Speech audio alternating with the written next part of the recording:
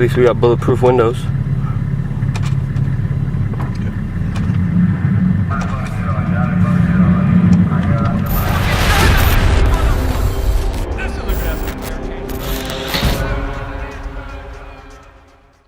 This is Aragto of WeAreChange.org here in Mogadishu, Somalia. What am I doing here? Yeah, that's a whole nother question, but I'm joined by the one and only Jeff Berwick of the Dollar Vigilante, and it goes without saying, the stuff that we've been seeing here has been utterly insane. I guess the kind of conclusion we came down to is that it's just as bad and not as bad, and it's a very complex situation unfolding here in Somalia that we're going to break through in this video. But first, Jeff, how has your experience been here in Mogadishu? Yeah, like you said, it's been interesting and very complex, and I think for us to try to explain what's going on here after seeing it for 2 days is impossible. I think even if we stayed here, a lot of UN jets flying in and out of here, but even if we stayed here for a year, I'm not sure we'd fully understand exactly what's going on. It's pretty crazy, but the level of security is the craziest I've ever seen. I'm not sure there's anywhere much crazier than here right now.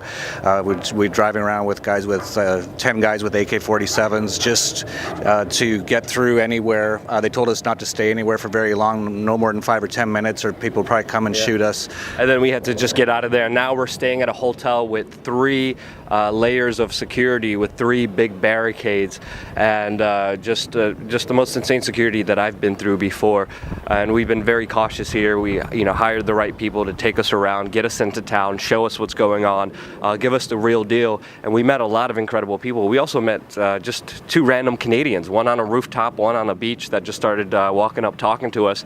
And I think one thing that is very evident here in Somalia is that the persistence and the will of the people is very strong. The head security guard here told me when there's a terrorist attack like there was yesterday on the road that we were on, just adjacent, just a few, I would say, 500 feet away from us, there was a terrorist bombing on a road that we were on 3 to 4 times. We were driving past that road by the airport 3 to 4 times yesterday. We got back, and then there was a terrorist attack, a suicide truck bombing that just took place, and we're getting conflicting reports of how many people were killed. There was gunshots that we were hearing here, but the security guard, the main security guard here, told us the people here, they don't lay down flowers, they don't go on Facebook, they just move on and they start working and they start trying to survive. And that was very evident in what we saw yesterday on the streets here in Mogadishu. Yeah, that's we met many people that were so interesting. Many people told us this is one of the best cities in the world. One of them even said that he wouldn't go to the U.S. because he's seen all the police brutality videos. He said he wouldn't feel safe in the U.S. Many people have told us that it's been proved dramatically. I guess the biggest issue at the moment is there's still a fair amount of bombings going on, which I guess the locals have just sort of become accustomed to some extent, and they just accept it. And that's basically what they're telling us is, yeah, we just put up with that, and it's just better than it used to be, and hopefully it'll keep getting better. In some ways it's not that much different than Austin, Texas, with bombs going off quite regularly there recently. So yeah, it's this weird contrast of incredibly tight security, incredibly dangerous for certain people like us.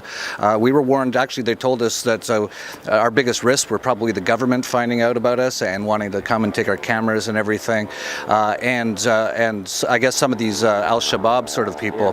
But for your average sort of person, like we met one man who's a Somali man who lives in Canada now. He comes here on vacation. He was having a great time at the beach. He said how wonderful it was. He said, you guys don't need all these guys with AK-47s. And we were like, oh, we just want to make sure. But so it's got this weird contrast here. But everyone has an AK-47. As we're driving down the street, everyone has an AK-47. And one of the things the security guards told us, one of the biggest risks that we were taking here, is that if there was an Al-Shabaab supporter here in Mogadishu as we're driving around, that if he was ready to have a truck bomb, he was ready to blow us up, or if he had a gun, he would just shoot us. And the situation with Al-Shabaab is very complicated and very important to break down, because Al-Shabaab comes from the Islamic teachings of Sunni Wahhabism from Saudi Arabia. And there's actually fighters from the United States and Europe that have joined Al-Shabaab, and they gain territory all over here, Somalia, and then they extort taxation from the people, and that's how they're able to gain their wealth.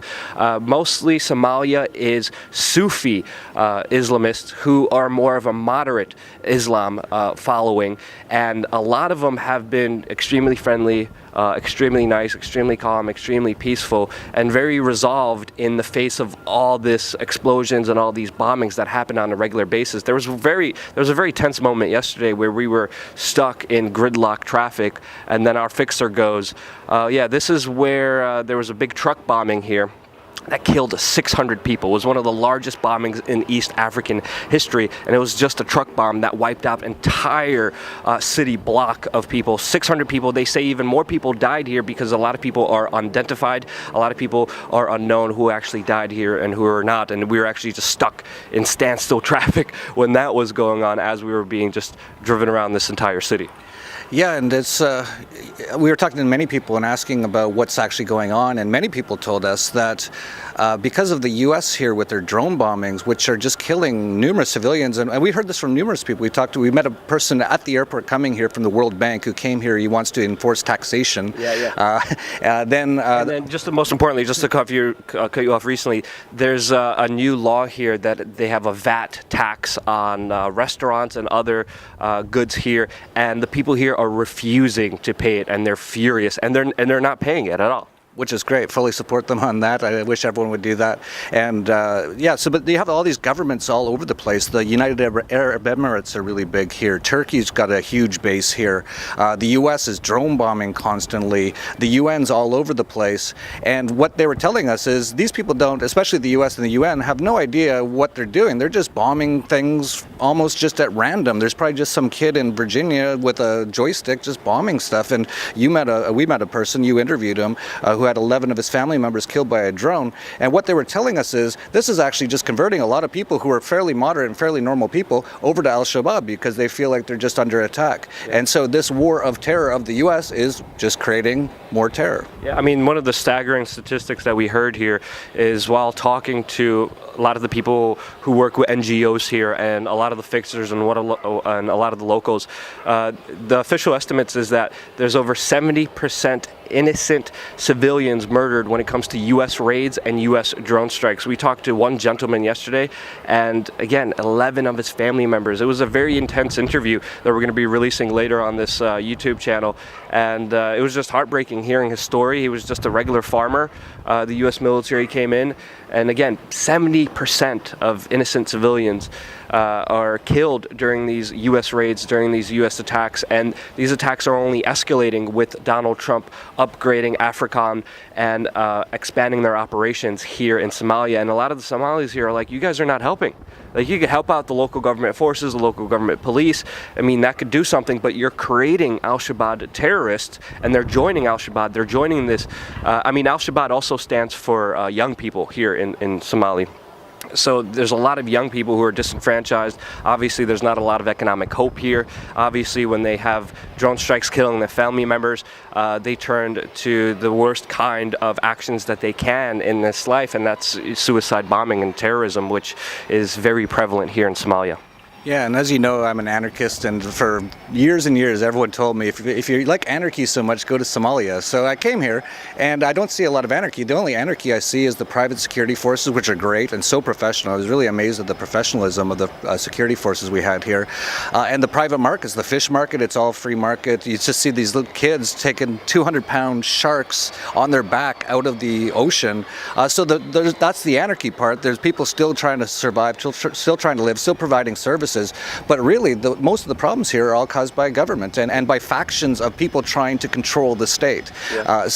Whenever you hear, if you like anarchy so much, go to Somalia, this is almost the exact opposite. Yeah, I mean, Qatar, the UAE, Turkey, they have a huge presence here in Somalia. I mean, the African Union has over 20,000 troops here right now, and they're talking about possibly leaving in just a few years. So again, it's very unpredictable because they're the kind of main forces fighting Al-Shabaab, which is trying to influence and trying to set up Sharia law here as well. And some of the stories we hear are very troubling with just the way that they operate, how they extort people for money, how they completely control entire areas.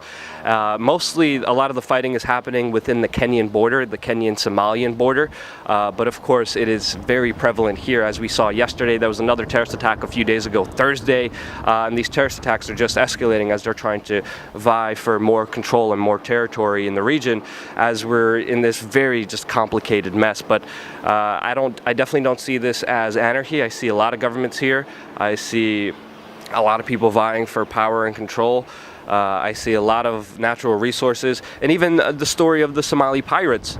Firsthand, we got the stories of how a lot of major boats here, especially from Asia, were coming in, polluting the waters, taking all the fish away, and then bringing them back to China, which spurred a lot of the local people here to set up, tribes and gangs and to go after these boats. And that's where the whole Somali pirate thing also comes in, which is a totally different story of what we're hearing when we're hearing about that Tom Hanks movie that was made about the situation here. And it's definitely a lot more complicated than we could even explain in our short stay in this country. Yeah, that's what I would really say as well. It's just very complicated. Although my sense is that when these people are telling us that it is improving a lot, and we met so many wonderful people here. There's so many wonderful people, really nice. We met this little boy the other day, so intelligent. He was 5 years old, spoke perfect English, and they have a lot of sense of a hope here, and I hope so. I don't know what's going to happen. There's so many governments all vying for things here. We'll see what happens. Hopefully it can sort of resolve itself one way or another. If it does, this is one of the most beautiful, we went to the beach, beautiful coastlines, it's got beautiful natural beauty, but the entire city of Mogadishu, I've never seen anything like it. It's literally all rubble. The entire city has been blown up, and people are living in it and still surviving. It's quite an amazing story, and so for what they told us to tell the people out there is, we do need help, but don't send your governments and your bombs.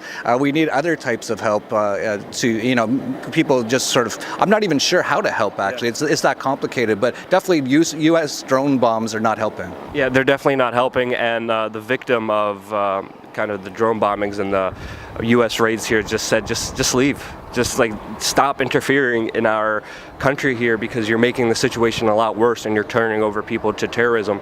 And again, having to face it, having to live it, having to, drive down the street where just hours before there was a huge explosion and a number of innocent people just died, is just, there's no words for it. Jeff, I want to thank you for coming along with me. This is actually coincidentally the 2-year anniversary on accident of our last trip to Venezuela. This one is a little bit crazier, and I definitely want to thank Jeff for helping some of the costs here. Definitely check him out at the Dollar Vigilante. He does a lot of great work on his YouTube channel. Anything else you want to say, Jeff? No, I think that's really it. Support Luke as well. Definitely support him on DTube, which is the Steam It version of YouTube, because as we know, YouTube is full of censorship now, and I see your channel just getting less and less views, and you put out better and better content all the time. So, that's how you can help people like Luke get these stories out. DTube, if you even go and you like his content, so it'll upvote it and he'll get paid. It's amazing. It's sort of the opposite of YouTube. So if you don't know about DTube, definitely check it out. Jeff, thank you again so much for being my crazy friend who joins me on these crazy, insane adventures. Thank you guys so much for watching and supporting. If it wasn't for you guys being here for me, I wouldn't be able to be on the ground and checking out the world and really finding out what is happening on the ground. And for that, I am eternally grateful for your support and your help.